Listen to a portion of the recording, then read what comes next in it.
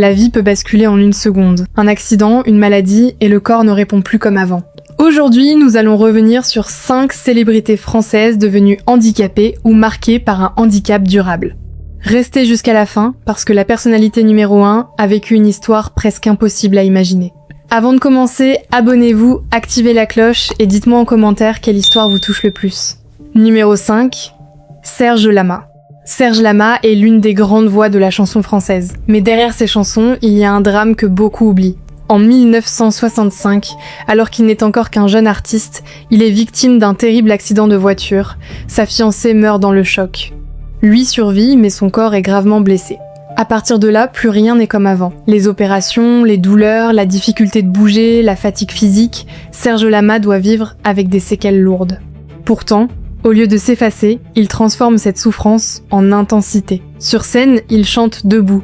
Mais derrière chaque apparition, il y a un combat contre un corps abîmé. Sa force vient peut-être de là. Il n'a jamais laissé le drame parler plus fort que sa voix.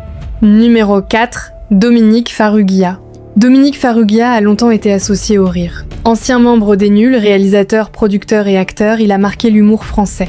Mais derrière cette image vive et drôle, il lutte depuis des années contre la sclérose en plaques, une maladie qui attaque le système nerveux et peut réduire progressivement la mobilité. Avec le temps, sa marche devient difficile, la canne arrive, puis le fauteuil roulant. Ce changement aurait pu l'éloigner totalement du public. Mais Dominique Farrugia refuse d'être résumé à son handicap.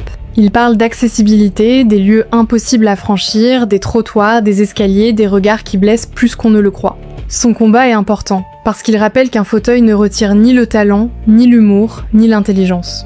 Il montre aussi que le handicap ne se limite pas à une épreuve personnelle, il révèle parfois le manque d'adaptation de toute une société. Sa prise de parole donne aussi une voix à ceux qui vivent les mêmes obstacles sans caméra, sans équipe, sans privilège. Numéro 3, Grand Corps Malade. Grand Corps Malade porte son histoire dans son nom. Avant les albums, les slams, les films et les récompenses, il s'appelait Fabien Marceau. À 20 ans, un plongeon dans une piscine trop peu remplie change sa vie. L'accident est violent, il se retrouve tétraplégique incomplet, et les médecins lui annoncent qu'il ne remarchera peut-être plus. À cet âge, tout aurait pu s'arrêter. Mais commence alors une bataille longue, la rééducation, la douleur, la patience, la colère, les progrès minuscules, puis le retour, lent vers la marche. Il garde des séquelles et marche avec une canne, mais il transforme cette épreuve en art. Ses textes parlent du corps, de la chute, de la force, de la pudeur et de l'espoir. Ce qui rend son parcours si marquant, c'est qu'il ne raconte pas seulement son accident. Il raconte l'après. Le moment où il faut reconstruire une identité quand le corps ne ressemble plus à celui d'avant. Si ces histoires vous touchent, laissez un like. Cela aide la vidéo à circuler et à montrer que le handicap ne doit jamais effacer une personne. Numéro 2, Jamel Debbouze. Jamel Debbouze est l'un des humoristes français les plus connus. Mais son corps raconte une blessure ancienne.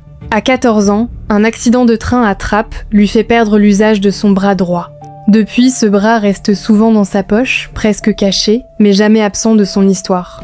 Ce qui impressionne, c'est la manière dont il a retourné cette blessure. Beaucoup auraient pu voir un frein, lui en a fait une énergie. Il devient humoriste, acteur, producteur, créateur du Jamel Comedy Club et l'un des visages les plus puissants de la comédie française. Son handicap est visible, mais il ne définit pas tout son destin. Jamel Debbouze prouve qu'une vie peut être cassée à un endroit et devenir immense ailleurs. Derrière son rire rapide, derrière son débit, derrière son humour, il y a aussi une revanche sur le regard des autres.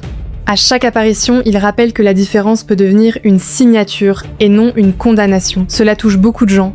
Numéro 1, Philippe Croizon. Et la personnalité numéro 1, c'est Philippe Croizon. Son histoire dépasse presque l'imaginable. En 1994, alors qu'il démonte une antenne, il est électrocuté par une ligne à haute tension. Il survit, mais les médecins doivent l'amputer des 4 membres. En une fraction de seconde, toute son existence change.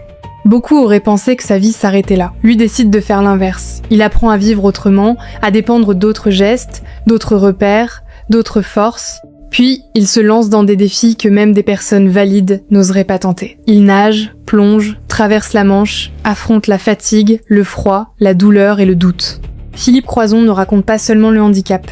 Il raconte la rage de vivre. Il montre qu'un corps amputé peut encore porter des rêves gigantesques. Son parcours choque, bouleverse, mais surtout inspire, parce qu'il oblige à revoir ce que l'on appelle impossible. Ces 5 histoires rappellent une vérité puissante. Devenir handicapé ne veut pas dire disparaître. Cela signifie souvent tout recommencer, autrement, avec douleur, avec peur, mais aussi avec une force incroyable. Serge Lama, Dominique Farrugia, Grand Corps Malade, Jamel Debbouze et Philippe Croison n'ont pas le même parcours, mais tous montrent que le corps peut être blessé sans que la volonté soit détruite. Et vous, quelle histoire vous a le plus marqué ? Dites-le en commentaire, abonnez-vous, activez la cloche et partagez cette vidéo avec quelqu'un qui a besoin d'entendre qu'un drame peut changer une vie, mais pas forcément l'empêcher de briller.